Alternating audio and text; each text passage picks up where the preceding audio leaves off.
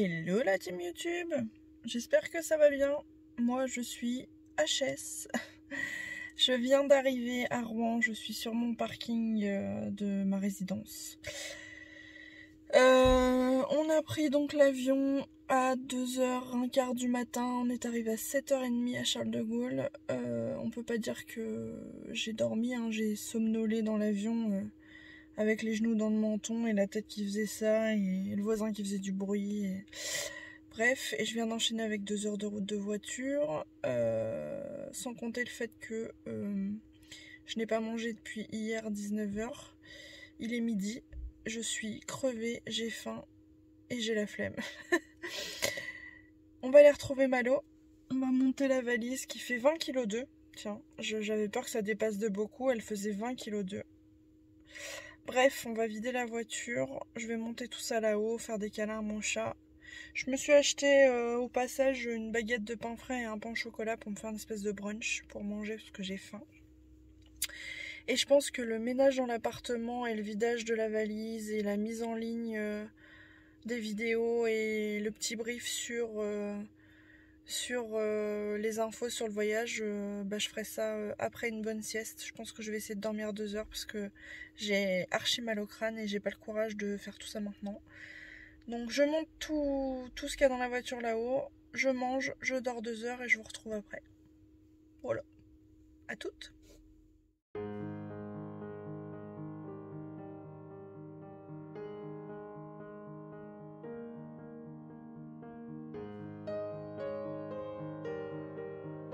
Finalement j'ai fait l'inverse de ce que j'avais dit, j'ai dit bonjour à mon Malo. J'ai remis à peu près en état l'appartement, c'est-à-dire que j'ai pas fait le ménage, mais je l'ai remis en état, j'ai enlevé les grains de litière qui traînaient par terre, etc. De manière à ce que ce soit acceptable pour moi d'ici à ce que je fasse le ménage. Là, j'ai vraiment pas le courage de sortir l'aspirateur, etc. Vraiment pas. On verra ça demain, je pense. Demain est un autre jour. J'ai pris une douche, d'ores et déjà. Comme ça, je suis lavée parce que j'avais envie de me mettre en tenue confortable. J'ai enfilé une petite combi et puis je vais vider ma valise tout de suite, comme ça je vais mettre en route une machine. J'ai ultra faim et je suis fatiguée, mais je sais qu'à partir du moment où je vais manger et me poser dans le canapé, je vais plus lever mes fesses, hein, donc je vais faire ça maintenant. À la limite, le bagage à main avec les accessoires informatiques et tout, ça peut attendre plus tard, demain même, pourquoi pas, mais la valise et les habits, je me dis que si je commence une machine tout de suite, vu la taille de la valise, c'est pas plus mal. En plus, il fait beau. Donc, c'est parti.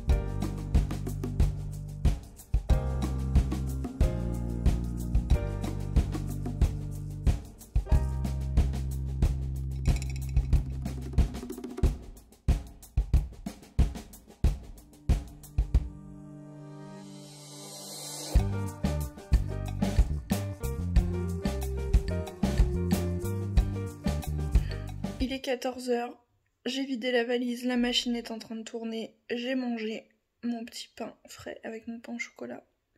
Et j'ai une migraine affreuse. Je viens de prendre un Doliprane, ça me tape dans le crâne, je pense que ça doit être la fatigue. Et puis comme convenu, hein, je suis posée dans le canapé, j'ai plus le courage de rien. Le point sur le voyage, etc., on le fera ce soir, je pense. Le montage de cette vidéo et de celle d'hier, je le ferai plus tard. Je vais essayer de faire les mises en ligne pour que les vlogs puissent commencer demain déjà. Et puis je vais, je pense, me reposer un petit peu parce que j'ai vraiment mal au crâne. Il faudra que j'accroche ma machine aussi. Il faut que je trouve ce courage. À toutes!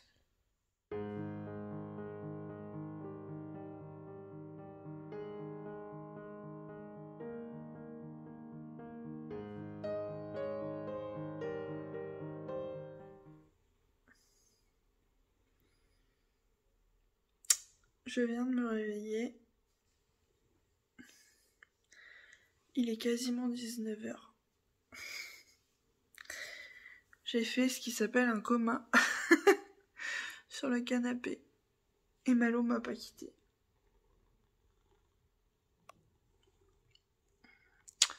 J'émerge et je vous retrouve après. On se retrouve sur le spot habituel sur la chaîne NGNC. Avec ma tête de je me suis réveillée il y a une demi-heure. J'ai commencé en fait depuis tout à l'heure à charger les vidéos sur YouTube. Et puis à faire la mise en ligne, le référencement, etc. pour que vous puissiez avoir la première vidéo demain, donc dimanche 12 septembre. Et ensuite une par jour, tous les jours, jusque dimanche prochain. Revenons sur ce séjour. Donc pour les informations pratiques, j'ai longtemps fait des recherches en fait. Alors déjà j'ai pris en considération bien évidemment les conditions sanitaires pour partir. Et puis j'ai fait longtemps des recherches sur les différents sites internet. Voyage privé, promo vacances, last minute, etc. Et je suis allée rencontrer quelques agences de voyage pour faire des devis, en expliquant que voilà, je cherchais à partir une semaine toute seule, que l'idée c'était d'avoir un balnéaire en hôtel club tout inclus, que j'avais pas de prérequis sur la destination, qu'après ça dépendait des conditions et des tarifs. Très vite, l'Égypte est ressortie du lot. Pourquoi? Parce que l'Égypte est l'un des pays qui, quand vous demandez en fait à partir une semaine seule, ne vous attaque pas violemment sur le prix de la chambre single. Puisqu'en fait, quand vous réservez un séjour tout seul, en fait, vous voyez des prix d'appel quand vous avez, je sais pas, sur Promo Vacances par exemple, pour ne citer que, Hurghada, une semaine de telle date à telle date, dès 540 €. Et en fait, dès que vous dites je pars seule, on vous applique un supplément chambre single dessus, puisque du coup vous allez bloquer une chambre pour une personne, alors que eux d'habitude la facturent à 2 personnes. Et donc des pays comme la Grèce, etc., cette année ils nous assassinent sur les prix des chambres single. Pour moi ça passait du simple au double. J'avais des semaines en Grèce à 600 € qui passaient à 1000 € quand je disais une personne quoi. Donc bref, l'Égypte s'est vite dégagée du lot pour ça, et aussi parce que je n'y avais jamais mis les pieds. Et puis que quand j'ai découvert les propositions sur Hurghada, la possibilité de faire certaines excursions, etc., ça m'a très vite donné envie. Pendant pas mal de temps, j'ai regardé les hôtels là-bas pour faire des comparatifs, etc. J'avais vu effectivement le Long Beach Resort qui m'a sauté aux yeux par rapport aux photos des piscines en fait. J'ai trouvé ça canon. Par contre, sur TripAdvisor, les commentaires étaient vraiment mauvais. Mais voilà, je voyage depuis mes 12 ans et je sais que les gens ont tendance à se plaindre pour un oui ou pour un non. Donc je me suis pas forcément fiée aux commentaires, et franchement je suis très contente de m'avoir fait confiance à moi et de pas m'être fiée aux commentaires, parce que quand je lis des commentaires qui disent que c'est sale et que la nourriture c'est redondant et qu'ils sont mal aimables, moi j'ai eu aucun problème de saleté. Ma chambre était nettoyée nickel tous les jours, les draps changés, les serviettes changées. Il y avait 7 restaurants dans l'hôtel, vous avez vu comme moi que j'ai mangé constamment différemment. Tous les gens avec qui j'ai pu échanger étaient aimables. Alors il faut savoir parler anglais certes, mais on part à l'étranger, hein, donc à nous de nous adapter aussi. Franchement j'ai pas compris les commentaires négatifs sur cet hôtel. Je le recommande personnellement, je l'ai trouvé vraiment top. Je vous mets dans la barre d'infos les liens vers l'hôtel sur TripAdvisor. Je vous mets le lien vers Carrefour Voyage, puisque c'est avec eux que moi personnellement j'ai réservé. Et puis je vous mets aussi le lien du site officiel pour vérifier les conditions sanitaires en lien avec le Covid pour visiter les pays. Je vous mets c'est diplomatie.gouv en fait, hein, le site. Alors justement sur les conditions sanitaires, pour aller en Égypte, l'Égypte est un pays, en tout cas en ce moment à date, en septembre 2021, c'est un pays en zone orange, ce qui veut dire que pour y aller vous devez soit être vacciné, soit avoir un test PCR négatif, à l'aller comme au retour. Si vous êtes vacciné, vous n'avez pas besoin de test PCR ni à l'aller ni au retour. Mis à part le fait qu'ils n'ont plus le droit de faire de transport collectif entre minuit et 4 ou 6 heures du matin, mais bon, ça ne nous change rien. Il n'y a rien de particulier. Oui, quand vous allez dans des lieux type le Senso Mall, le centre commercial, il faut porter un masque. Sinon, ailleurs, je n'ai jamais porté de masque de la semaine. Je vous avais raconté hein, que le premier soir d'office dans l'hôtel, je l'ai mis. Et puis en fait, j'étais la seule à le porter. Donc la seule fois où j'ai porté un masque, c'était dans le centre commercial le dernier jour. Enfin, vendredi. Par contre, ils nous prennent la température dans l'hôtel dès qu'on rentre dans un restaurant ou quoi que ce soit. Il y a des distributeurs de gel hydroalcoolique partout. Enfin voilà, il y a les gestes barrières de sécurité, ils nous demandent de respecter 2 mètres de distanciation sociale. L'un des 2 restaurants buffets, c'est eux qui vous servent, c'est pas vous qui avez accès aux saladiers, etc. Enfin bon voilà, il y a un certain nombre de choses de mise en place. Ils sont peut-être moins regardants voilà, sur le port du masque, contrairement à nous en France, mais voilà. Concernant le tarif, donc je vous disais, moi, en chambre single et sur la période du 4 septembre au 11 septembre, j'ai payé 680 € ma semaine en tout inclus, c'est-à-dire le trajet, le vol aller-retour, qui était un vol direct Roissy-Charles de Gaulle, Hurghada, avec la compagnie Egypt Fly. Il y a 5 heures de vol, pour info. Le prix comprend les transferts aéroport-hôtel dans un sens et dans l'autre, et ça comprend une semaine dans l'hôtel avec tout ce qui est repas et boissons compris grâce au fameux petit bracelet qu'on vous met à l'arrivée. Le prix change en fonction des dates, le prix change en fonction de si vous êtes seul ou si vous partez à plusieurs, enfin voilà, donc il faut regarder en fait sur les sites.